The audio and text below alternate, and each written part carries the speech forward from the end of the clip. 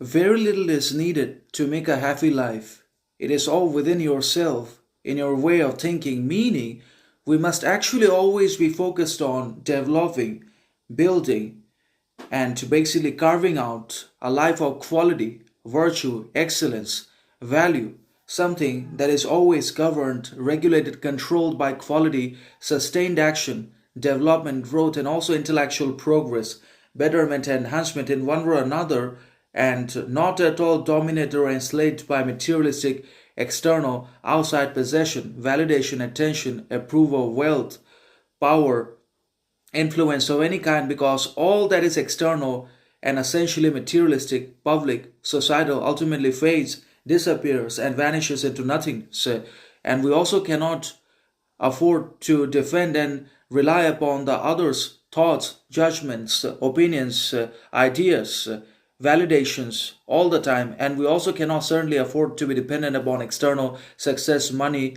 approval, possession all the time. So obviously, it's quality that ultimately matters more than quantity of any kind, no matter what.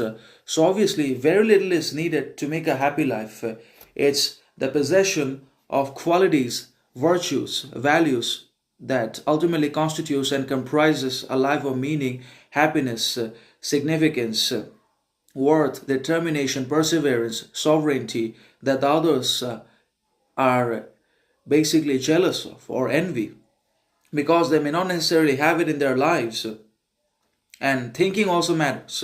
Without great ways of thinking, we cannot make up for happiness, because it's thinking that dictates reality and determines perception and also becomes responsible for either the achievement or the rejection of success, fame, approval, validation in our lives. So all that comes and becomes possible happens because of thinking and thoughts that we develop, nurture, grow in our mind and within ourselves, in one way or another. So obviously, a happy life is not about possession, abundance that we cannot enjoy, that we cannot experience or use for our growth, purpose, elevation, improvement, virtue.